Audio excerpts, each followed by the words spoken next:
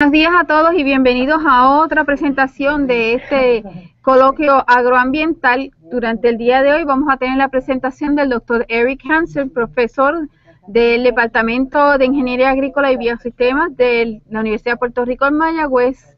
El doctor Harmsen tiene un largo historial profesional muy distinguido. Él tiene un bachillerato de la Universidad del Estado de Michigan, igualmente una maestría. Tiene su doctorado de la Universidad de Wisconsin y un postdoctorado de la Universidad del Estado de Norte de Carolina. Está afiliado a múltiples asociaciones profesionales. Ha estado trabajando con el Departamento de Ingeniería Agrícola y Biosistemas desde el 1999. Tiene 59 publicaciones en total, así como también ha graduado un número significativo de estudiantes dentro de su área de peritaje, que es el riego, y por tal motivo pues él ha sido invitado a presentar y hablar sobre los requisitos de riego en un ambiente de cambio climático. La presentación él solicitó le hiciera en inglés, él es fluente en español, pero en estos conceptos se le facilita mucho hablarlos en inglés. Por tanto, pues él va a estar con nosotros dando su presentación en inglés. Dejo con ustedes entonces al doctor Eric Harmsen.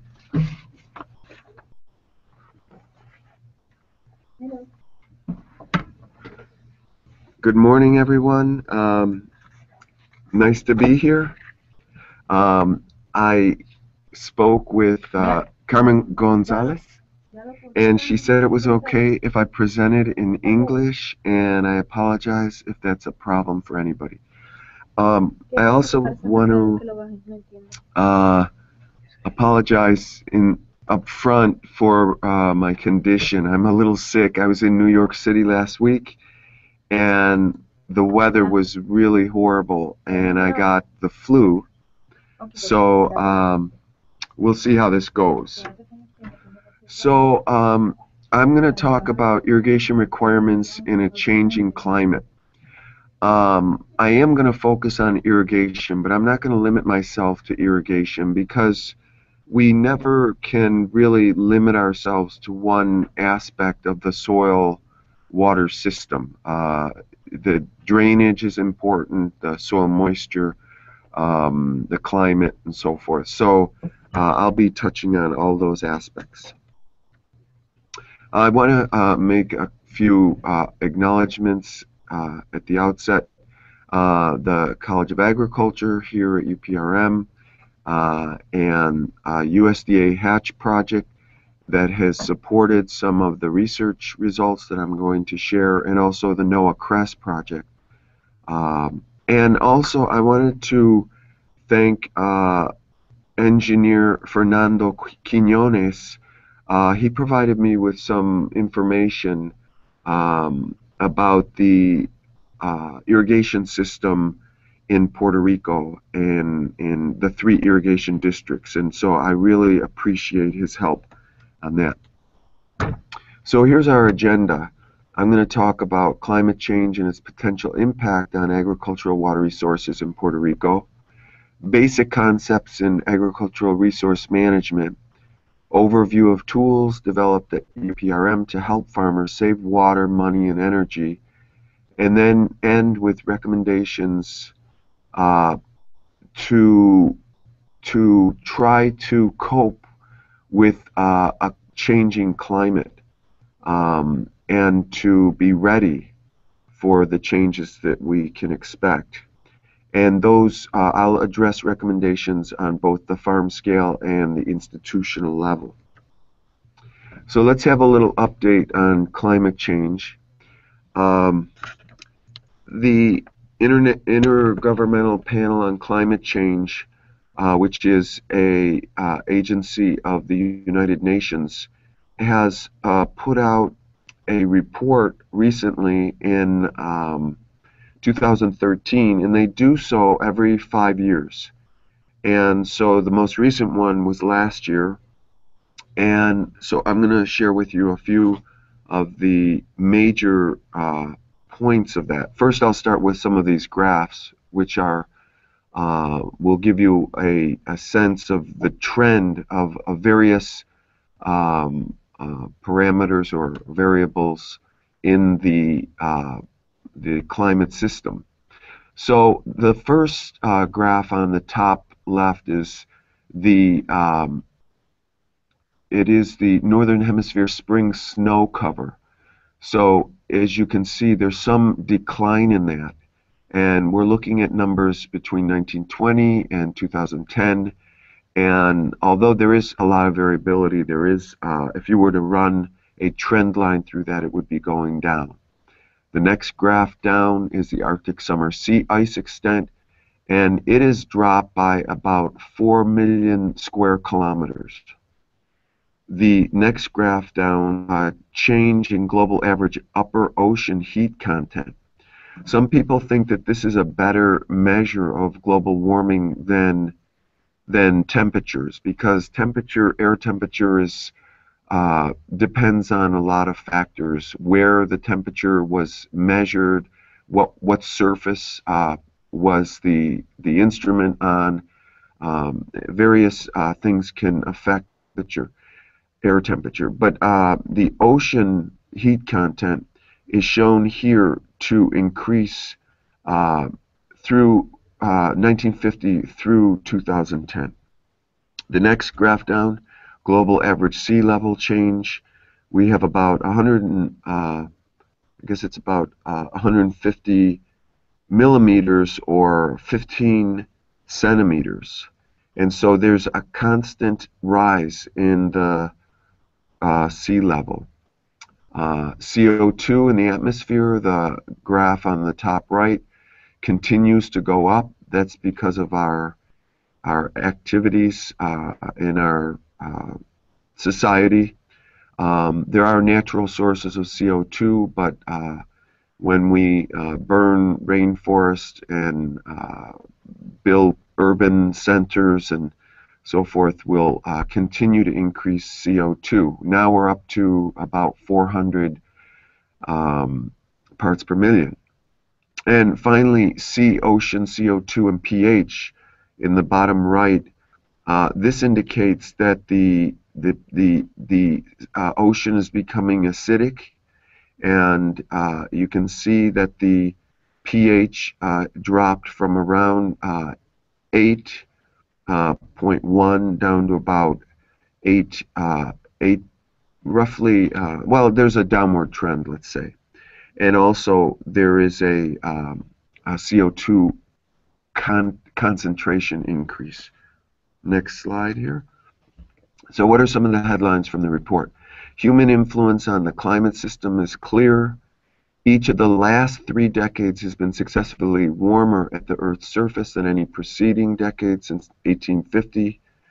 The rate of sea level rise since the mid-19th century has been larger than the mean rate during the previous 2 millennia. High confidence. And ocean warming dominates the increase in energy stored in the climate system. Total radiative forcing is positive and has led to an uptake of energy by the climate system. So what that means is radiative forcing is, we look at net radiation, and either you have a net radiation into the atmosphere or out of the atmosphere. And what they're saying is that the net flux of radiation is inward towards the Earth. So there has to be a heating taking place. Climate models have improved. Models reproduce observed continental scale surface temperature patterns and trends over many decades. Continued emission of greenhouse gases will cause further warming and changes in all components of the climate system. The global ocean will continue to warm during the 21st century. Heat will penetrate from the surface to the deep ocean and affect ocean circulation. So this is something that a lot of people are worried about. If we somehow alter the ocean conveyor belt, we could have a significant impact on our climate system. And so the heat that we have which is warming up the surface water, is going to progressively penetrate into deeper and deeper levels of the ocean. And further uptake of carbon by the ocean will increase ocean acidity. I just found this Sunday, this is from the Washington Post, the UN Intergovernmental Panel on Climate Change said that climate change is already hurting the poor, wreaking havoc on the infrastructure of coastal cities, lowering crop yields, and endangering various plant and animal species. Now, we live in the tropics, and so there was a publication that came out in Nature recently that said that we have the system we have here in the tropics is more sensitive to climate change. You may have heard that the polar regions are more sensitive because we see large warming in those regions. But the reason that the tropics are sensitive is because our mean temperatures are almost constant. We don't have much change in our average temperature over the year. So any change in our average temperature could have negative impacts on ecosystems, both coral reefs and terrestrial ecosystems. So what's going on in the Caribbean? We have here graphs showing the rise in air temperature for Puerto Rico, Cuba, Dominican Republic, Haiti, and Jamaica. And in each case, there is a rise. Some of the data is better than others. For example, Puerto Rico has data from 53 weather stations, whereas Haiti only has 1. But they all show an upward trend in temperature. I wanted to show some of the possible impacts that we're starting to see in climate change in our region. And this is the lake that you may be familiar with, which is on the border of the Dominican Republic and Haiti. It's called Lake Enriquillo, and the other lake in Haiti is called Azui. And the one of greatest concern is Enriquillo. It has expanded significantly over the last 10 or so years. And you can see in the graph to the bottom right that between 1996 and 2013, the area of the lake increased by, I guess that would be almost 200 or 300 square kilometers. Yeah, and so this is a major concern to the people who live there. The people who live there were farmers, and they are now fishermen. And so there is a study to try to figure out what caused this, and they're running climate models and so forth, and measuring data in the mountains around there and in the lake and so forth. But apparently this is related to some kind of a change in the climate system, although the report still has yet to provide a definitive link there. Okay. Here we have some data for El Yunque, and I wanted to show you something I noticed in our data. This is one of our outputs from a model that we're running in the agricultural engineering department. And what this shows is the rainfall in El Yunque in 2012 June. And the long-term June rainfall, the long-term average, I should say, the long-term average rainfall is 331 millimeters in June. But in 2012, we received in El Yunque only about 80 millimeters of rainfall. In 2009, you can see there was about 450, 2010 about 425, 2011 about roughly 400, but then in 2012 it dropped significantly. So this is a kind of variation is significant for those ecosystems that live in the rainforest. Here's a picture that corresponds to the rainfall in the previous slide, and this is surface runoff.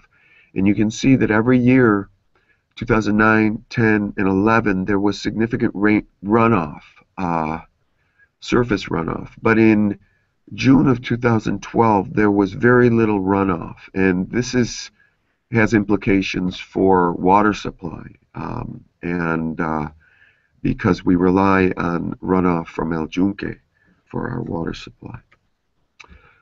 This picture, I wanted to show this because it's very dramatic and shows a potential problem that we may experience over this century. It shows the potential change in percent in national cereal yields for the 2020s, 2050s, and 2080s compared to 1990 for a global circulation model called HAD-CM3 and for two scenarios of the Intergovernmental Panel on Climate Change. And the worst case here is the A1FI, and that would be kind of business as usual. And the other scenario is where there is no CO2 effect. And so if you look in the left column of images, you see 2020, 2050, and 2080. And there is a percent drop of about 30% in yields predicted for Africa and the Middle East, Mexico.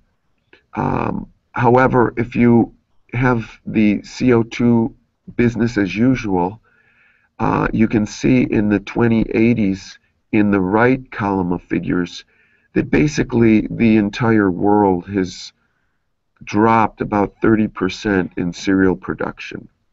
So that's a big concern because of population growth and the anticipated food needs that we have. So what might Puerto Rico's agriculture look like in the future? This picture, by the way, is in Juanadías. We had a study looking at drought-resistant beans, and I have to say it's a beautiful picture. Like I had said, I was up in New York, and I'm so happy to be back in Puerto Rico. So, what are the possible consequences of climate change? During the dry season, evapotranspiration increases lead to drier soils which produce crop stress and reduced yields. Crop water requirements will increase during certain months of the year. Therefore, the agricultural sector's demand for water will increase, which may result in water conflicts between different sectors of society. Fewer but more intense tropical storms will cause increased soil erosion, reduced surface water quality, and fill our reservoirs with sediment. Loss of topsoil results in lower organic matter, lower soil water holding capacity, lower fertility, leading to the need for more irrigation water and fertilizer. Flooding of fields will increase during the wet season, resulting in the loss of crops. So now I'd like to share with you a study that we conducted, and it was basically called the Seasonal Climate Change Impacts on Evapotranspiration, Precipitation Deficit, and Crop Yield in Puerto Rico. And before I talk about that, I'm going to talk a little bit about climate modeling. In order to simulate or model global climate change, we have to use global models. And basically, these models cover the Earth in a grid of square boxes, you could say, and they cover the entire Earth. Because of the size of the Earth, any given box is very large. Actually, typically they're about 2 degrees in size, which is about 200 kilometers by 200 kilometers. Well, that would basically pretty much cover Puerto Rico. So we would only have like one box for Puerto Rico. So what we do is we have to use a method called downscaling. So we take the global climate model data from the pixel that's closest to our area of interest, and we downscale it to our watershed. And there's 2 ways of doing it. One is statistical, and the other is called dynamic downscaling. I'll talk just briefly about downscaling because actually we use statistical, but dynamic downscaling is where you have another model. It's called a regional climate model. And this model has a much smaller grid system. It may have maybe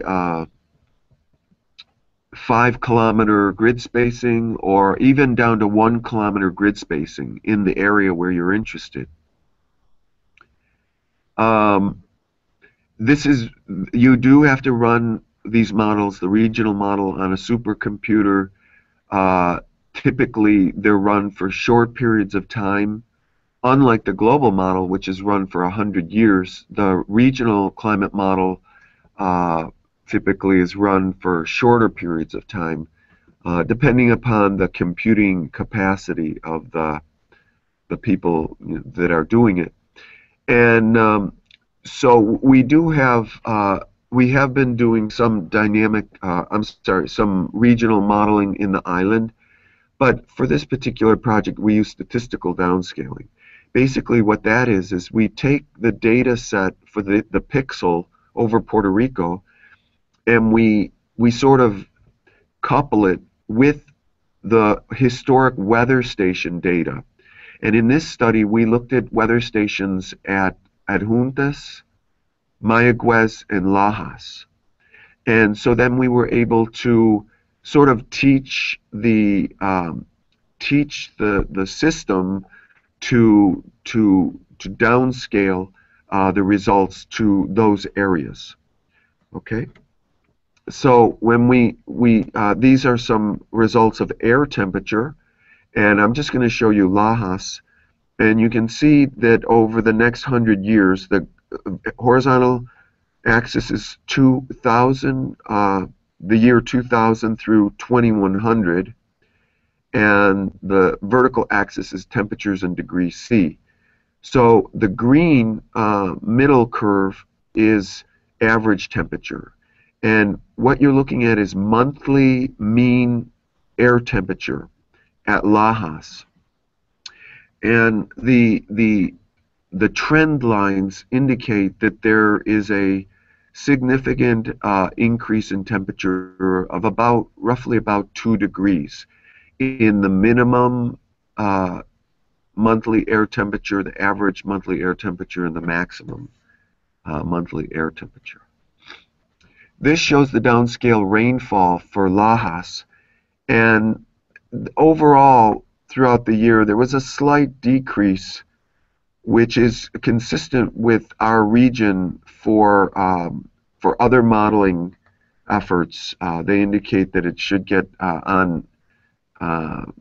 drier in the tropics. However, it's not really possible to understand this until we separate it into months. And so I've separated this here into the February and September data, which is our dry and wet season. And so what we have in the dry well, in February is about a 3 to 4 inch drop for February. Um, and that's interesting because I suspect that there are some years where we don't get any rain in February in Lajas, but over the long term, there is rain in February. So the overall drop's about 3 to 4 inches, and in September the increase is about 7 inches for September. So this will have an impact on soil erosion and other, but also possibly the beneficial effect is that we can possibly capture more water for use later for irrigation. So here's the 100-year rainfall prediction by month, and you can see that in every month, January through August, there's a decrease in rainfall. In September and a little bit of October, there's an increase. And by the way, the blue line is the year 2000, and the red line is the 2090. I need to explain one thing. 2000, the 2000 result is an average of 20 years. So I took the 1990 through 2010 and averaged it. When you do this kind of work, you really have to work with averages. You cannot pick one year because it doesn't mean anything. And we use 20-year averages. 30 years would be better, but it was a lot of work to get this, so we went with 20 years. The blue line represents 2080 through 2100, and we took the average to get the more or less the 2090 result. So here we have the daily reference of evapotranspiration by month at Lajas, and the important result is that the A1FI scenario, which I referred to earlier as the worst case business as usual, it's the yellow one. It's showing an increase in reference of evapotranspiration, mainly due to temperature increases. Yeah. By the way, our model did not take into account any changes in solar radiation. So if there were some kind of dimming or some kind of change in solar radiation, reference evapotranspiration and evapotranspiration are highly dependent on solar radiation. Here's rainfall deficit, so it shows exactly the same pattern. So what happens in June? We see there's about in 2000 there was about a 100 and let's say 20 millimeter deficit in rainfall, but in 2090 there's about a 210 millimeter deficit in rainfall. And here's crop yield. This is for a generic crop, but it just shows what we might expect based on crop stress. And so again, there's a similar pattern. It's sort of reversed because we're looking at a reduction. Sea level rise, we are expecting a rise in all coastal areas are going to be subject to impacts from sea level rise. Not only would that promote potential saltwater intrusion, but it could have big effects when we have hurricanes and the damage that we experience during hurricane season. So what is saltwater intrusion? Cross-section of water table near ocean with occurrence of saltwater intrusion. So basically what we have, and this is occurring in the southern coast of Puerto Rico, we have a phreatic surface or a water table that comes from the mountain area and it slopes down to the sea. What happens is when we put a well near the ocean, it creates drawdown, and so the hydraulic gradient uh, occurs it reverses direction, moving water from the ocean inward towards the well. Um, Now superimpose on that a rise in ocean level, and we have a bad situation.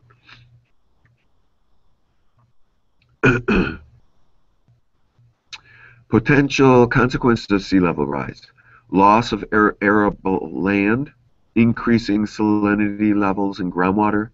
There is currently a moratorium on construction of water supply wells. In November 2013, the Secretary of the Department of Natural Resources issued an order prohibiting the drilling of any new wells east of Juana Diaz to Guayama. If a farmer is located near the coast, does not have access to irrigation district canal, irrigation district canal, and cannot install a well, what can they do?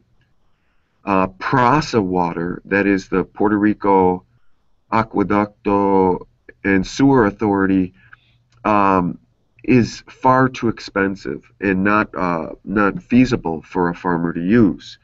So this is a serious situation. If we want to even expand agriculture, we need a water supply for our irrigation systems. So this just talks a little bit about how much water we use. You can see in the second bar from the top, sugarcane uses about 1,500 liters of water to produce 1 kilogram of sugar. So it's many of these crops are water intensive.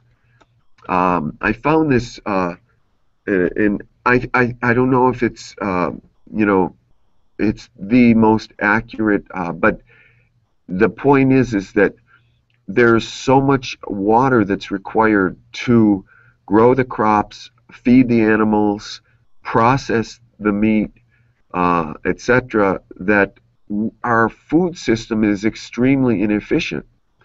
Now, I was thinking about this, and people, of course, have resisted the concept of becoming vegetarian. However, in the future, it's possible that we may move in the direction of a more vegetarian diet simply because we cannot afford the gross inefficiencies of resources that we need to produce our current type of food. So I just put a little calculation here to show you how much water may be required to produce that hamburger bun. So let's assume that it takes 1 square foot of wheat to produce the bun. Assume typical wheat season is 135 days. Assume average evapotranspiration is 2.5 millimeters per day, and consider irrigation only, no post-harvesting harvest processing. So we take the 2.5 millimeters times 1 foot squared per day times 135 days, and all the unit conversion was done internally, so you don't see it. But that produces a result of 31.35 liters, or about 8 gallons of water. So the next time you have a hamburger, think about how much water it took to produce that. So, okay, one other statistic or number I wanted to show you was related to fuel use, fuel production use, and water. And you can see at the very bottom we have biofuel takes between 180,900 liters per 1,000 kilowatt hours to 969,000 liters per 1,000 kilowatt hours. It's by far the most demanding use of water of any energy, and that's because we typically irrigate our crops. Interestingly, my associate in my department, Dr. Perez he did a little study to determine the the feasibility of growing something called energy cane in the Lajas Valley. And it's very tall, uses a lot of water. And what he determined was that the Lajas irrigation system cannot provide enough water to supply that type of production. But I'll talk a little bit more about the Lajas situation in a minute. So if you look to the far right, IR stands for irrigation requirement for different crops. And so we have 1,090 for alfalfa, beans 358. This is for the whole season, okay? Now, if we take the average of those irrigation requirements, you get 689 millimeters. If we assume an average farm size in Puerto Rico of 13 cuerda, this is 29.34 acre feet or 9,574,846 gallons. So it's a lot of water, and I think a lot of people they don't really realize how much water we're talking about. So what is the cost of irrigation by water source in Puerto Rico? I want to thank Ferdinand Quinones for this information. The PR irrigation system canals, $2 to $3 per acre foot for farmers. PRASA is charged $84 per acre foot by PREPA, okay, the Puerto Rico Electric Authority, and then they charge us, the domestic users, about $2,400. If you look down below, it says municipal water, $2,400 per acre foot. So PRASA is paying $84 for their water. Well, I mean, they get water in different places, but one source, apparently in Lajas, about 30% of that water goes to the Puerto Rico Aqueducto and Sewer Authority. And so farmers are exempt from paying the Department of Natural and Environmental Resources fees if they have their own wells. And so the main point here regarding the water supply is that municipal water is not an option for a farm. So irrigation scheduling, what is the problem?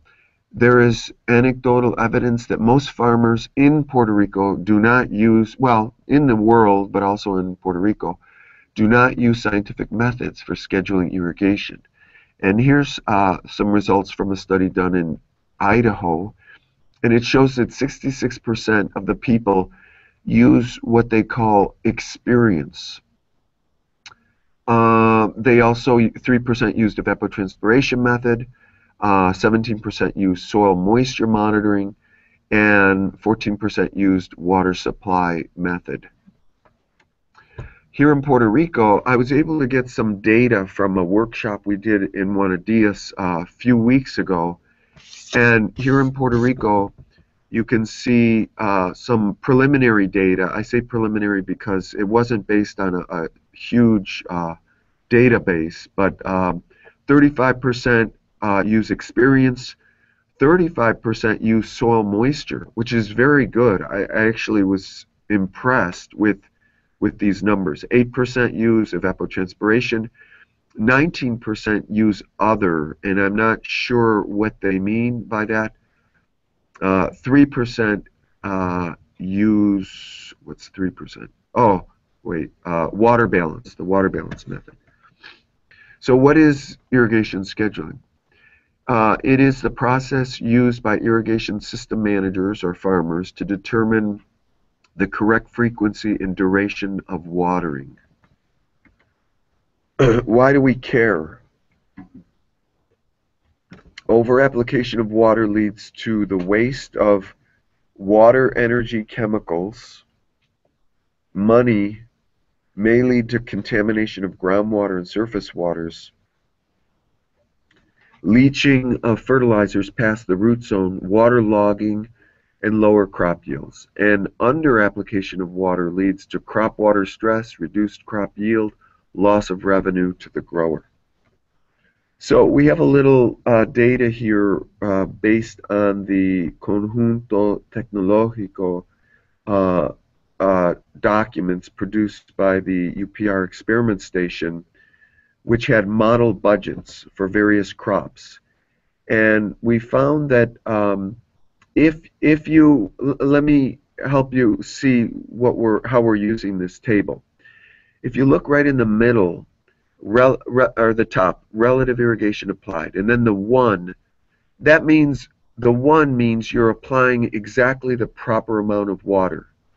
So loss per cuerda is 0, okay? There might be other losses due to disease and fertility, but I'm not accounting for that in here. It's only due to water. But if you put on 80% of the water, or if you move over to the column that says 0.8, you can see that, for example, pimiento, you're going to lose $129 per cuerda. So if you have 10 acres, you're going to lose $1,290. And I like to tell people that this is approximately equal to the tuition of a farmer's daughter or son to go to the university, or even their rent for their apartment. So this is significant money that farmers cannot afford to lose. But if they're not using scientific methods, they may be losing money. And look what happens when you drop down to putting on 50%. Now you're at $393 per cuerda. On the other hand, if you over-apply water, if you put on 1.5 or 150% of the water that you need for pimiento, you're going to lose $206 per cuerda.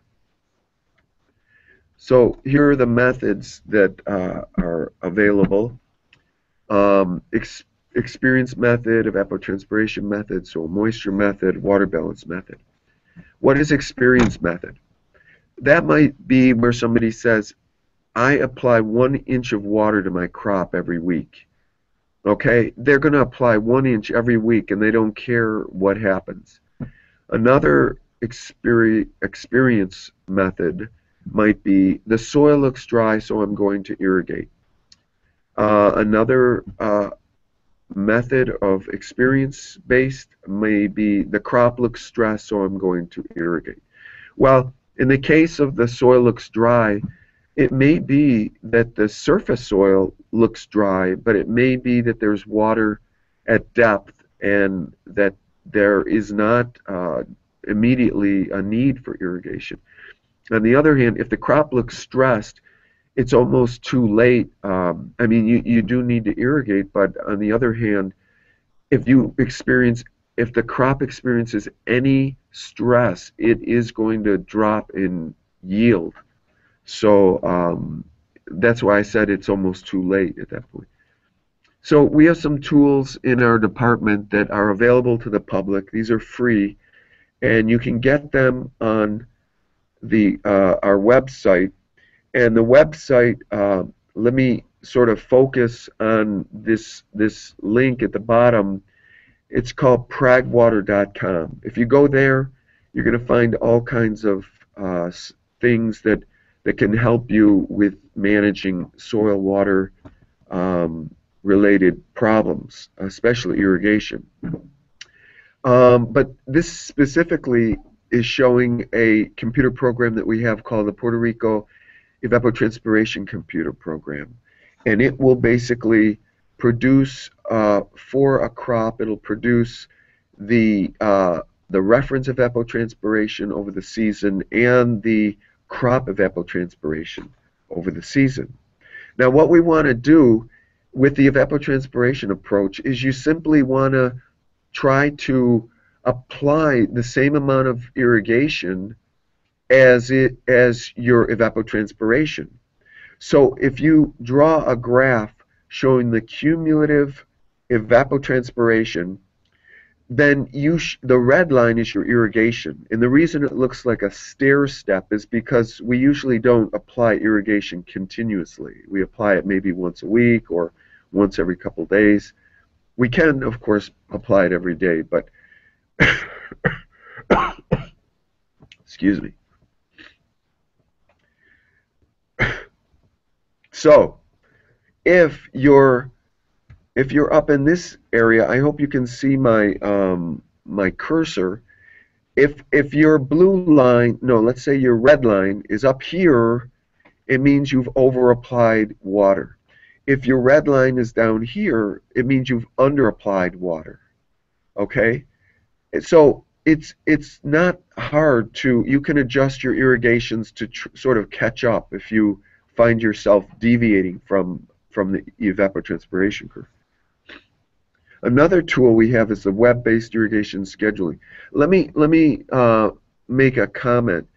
We're talking about climate change, and the bottom line really is that under climate change conditions, my recommendation would be to really try to implement a lot of the recommendations that we've been recommending to farmers for the last 20 years. If we know how much water the crop needs and we apply that amount of water, we're gonna be okay. On the other hand, oh, thank you.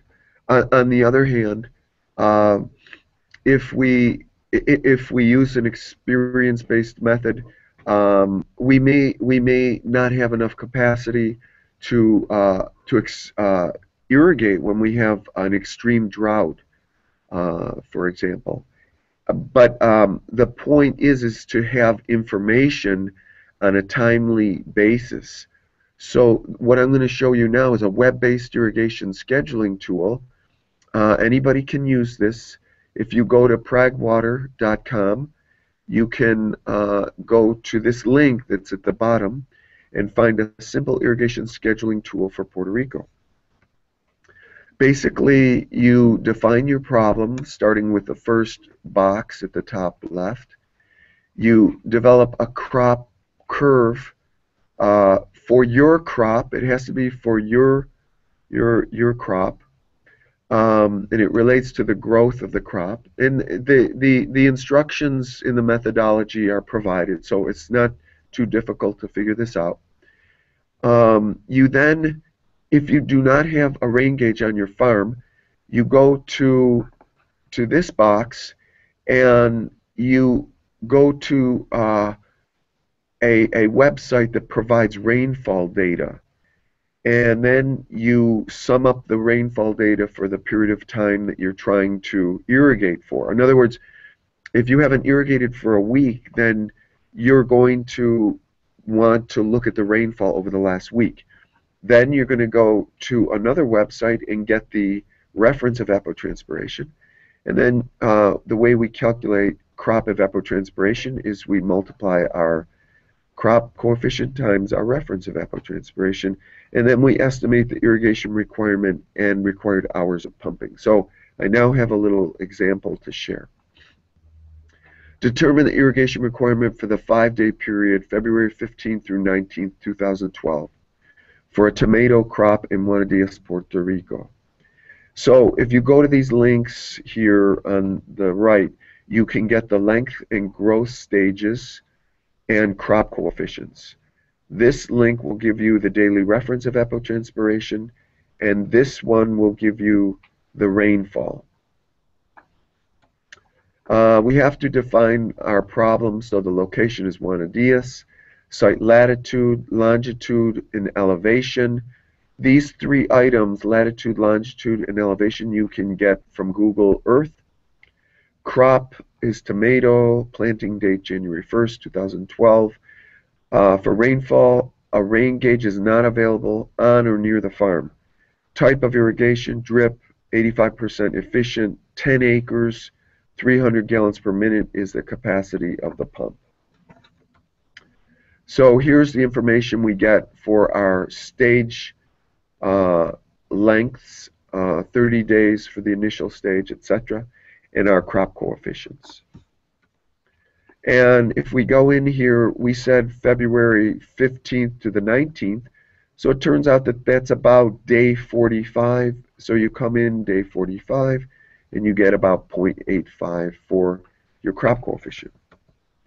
Rainfall, we pull up this map for February 15th. We go to Juana Diaz and we see that there was no rain. And if you go to February 16th, 17th, 18th, and 19th, there was no rain on any of those days. So we will not give any credit for rainfall. Okay, reference evapotranspiration. So on this day, February 15th, we have 2.9 millimeters of reference evapotranspiration. If you go to the other 4 days and sum all of that up, you get 16.1 millimeters for the 5 days. Finally, we have to adjust it for our crop. So we multiply the reference evapotranspiration by the crop coefficient to get 13.4 millimeters. And then we can do our calculation. So the irrigation requirement volume is 13.7 millimeters times 10 cuerda times 1044, which is a conversion factor, divided by the efficiency, 0.85, gives 168,260 gallons of water for those 5 days. And the pumping time is shown here as 9.35 hours. So this particular tool, right now, students from the computer engineering department are developing a desktop and mobile app of the web-based irrigation scheduling procedure. The user will be able to create an account, will remember the user, and it will remember the user's irrigation history. Everything will be automated. The apps should be ready for use in approximately 3 months. So quickly, I'm almost out of time, so I want to talk about the soil moisture method.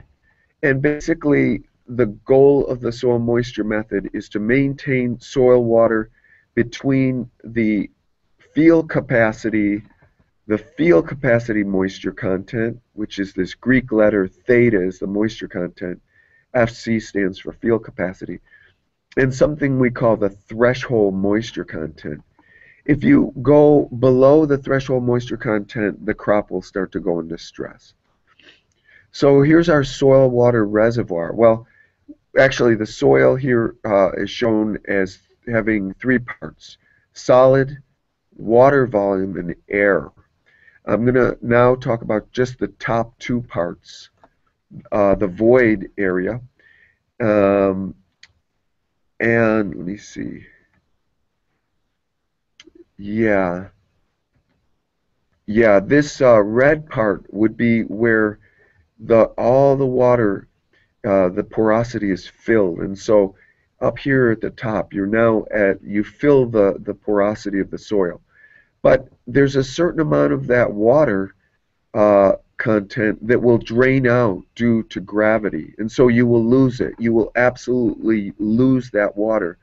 So you do not want to fill the water to the soil porosity.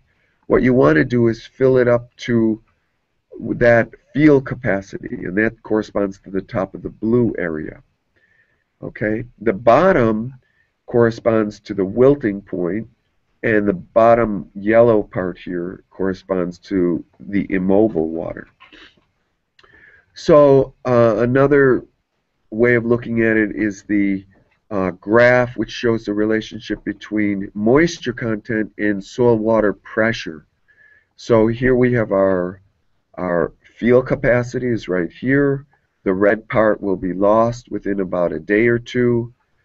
This from here over to here is available water, but we don't want to go down this far because the crop will be in stress, so we want to stay in the green part. So I'm not going to go into detail, but the message is keep your soil between the field capacity and the threshold moisture content. And the methodologies that we provide on the website will show you how to determine that threshold moisture content. So how do you measure moisture content? The best way, um, really the most accurate way, is by a gravimetric method where you weigh the soil, but it's very labor intensive, so people tend not to use it. You can use tensiometers, which measure soil moisture indirectly through soil tension. There are also electrical methods and water balance methods for determining soil water content. Here's the water balance method. And to give you an example, let's say you irrigated last week. So here you would enter the effective rainfall, which is over the last week, the irrigation over the last week. Maybe you didn't irrigate over the last week, in which case this would be 0, the runoff, and the adjusted evapotranspiration minus the deep percolation. Now, what we assume, if we have a very dry condition, for example, in southern Puerto Rico where it doesn't rain for long periods, and we're managing our irrigation carefully, we're not going to have runoff and we're not going to have deep percolation. So these can go to 0 immediately. But whatever the moisture content was last week, we put that in here, sum all this up, and we'll get today's moisture content. So there is another tool on the website, the Simple Irrigation Scheduling Spreadsheet Program, and this shows the spreadsheet, and the user enters the yellow information here. And what it does is it basically tracks your irrigation or your soil moisture. And this green line here is that threshold moisture content, and this is the field capacity. So if you maintain your moisture content within this range here, you're not going to get any stress, and you're going to get 100% of your potential yield. So again, maintain soil water between field capacity and the threshold moisture content. Just a comment about rainfall variability. This was a study where we had 22 rain gauges in the Miradero area near the University of Puerto Rico in Mayagüez. And what it shows is this is 4 kilometers by 4 kilometers. Over here we had a rainfall value of about a half an inch. It's in millimeters, 60 millimeters. Half an inch here. Over here we had about 2.5 inches. Over here as well, about 2.5 inches. So the point of this is that if you don't have a rain gauge on your site, but you're contacting the experiment station, which is 5 kilometers away or 3 miles away, you could be getting really bad rainfall information. So at a very minimum, you should probably just put out some kind of a collector to determine a rough estimate of rainfall. But preferably, you may want to get a weather station. This particular weather station, and I'm not endorsing this brand. There are many brands out there that are exactly like this, but they run about $1,700 approximately. And what's nice about them is that they automatically calculate the reference evapotranspiration. So, and you get rainfall, of course. So you can you have very, very site-specific information with an instrument like this. And if you recall the financial data that I shared earlier, remember the pimiento, if you lost, if you put on 80% of the water that you should have, you for 10 cuerda, you would have lost about $1,300. So this instrument would pay for itself within a couple seasons.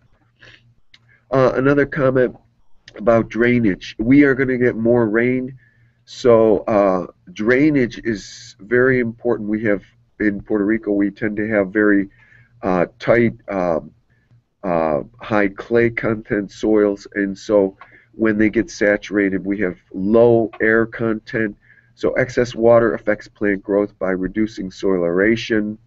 It can produce flooding of plant roots, causes rapid reduction in transpiration, reduced absorption of oxygen, and other plant nutrients with a corresponding increase in the carbon dioxide content of the soil and a disturbance in the microbial activity. One other thing, just to inform the public, we do have a system online that produces 24 hydroclimate variables every day. It's a real-time system, and we hope to use this to track climate change. It's been running for about 5 years, but it will run perpetually, we hope. Let me just skip through this. So this is basically how it works. As I mentioned, evapotranspiration is highly dependent on solar radiation. So we get solar radiation from a satellite, and then we perform an energy balance, and we then are able to do a water budget. So on every square kilometer of Puerto Rico, we have the runoff, the deep percolation. Here's an example of some results: actual evapotranspiration, reference evapotranspiration, soil moisture, crop stress. This happens to be for August, an average for August 2012. And here are some other things maybe of more interest to scientists: net radiation, sensible heat, latent heat, Bowen ratio. And we also have data for managing irrigation in Hispaniola and Jamaica. So what are my recommendations? Farm scale, build a robust soil and water management system. Design for extreme wet and extreme dry conditions. Use scientific methods to determine crop water requirements. Avoid using methods based on long-term averages if possible. Preferably use in situ instrumentation to respond to site-specific, season-specific conditions. Recommendations: farm scale, weather station on each farm would be good. A subscription for irrigation scheduling services may be well worth it. Use hardy plant varieties that are drought tolerant and water tolerant, and you might use the drought tolerant one during the dry season and the water tolerant during the wet season. For small farms, gardens and yards, capture roof rainfall, install ponds on some properties, consider installing drainage systems for poorly drained sites. From an institutional level, capture more rainfall that runs off to the ocean. For example, Lago Loco, I've heard that 80% of the water in Lago Loco is going to the ocean. Consider adding capacity to the irrigation districts. By the way, the irrigation system canals are very inefficient. They lose between 30 and 50% on the way to the farms. I mentioned the energy cane example in Lajas, that the system simply doesn't have enough capacity. My recommendation would be to expand agriculture in Puerto Rico. We get 80% of our food from outside of Puerto Rico, which is an unacceptable situation. So when we switch over and maybe have 80% of our food from Puerto Rico and 20% from outside, unfortunately, our infrastructure is not capable of providing sufficient water for that level of agriculture. Build infrastructure to support expanded so build infrastructure, support the adoption of methods to conserve water. So thank you so much for listening today, and I understand that this talk will be available on YouTube, so it can be watched at any point in the future. So thank you very much.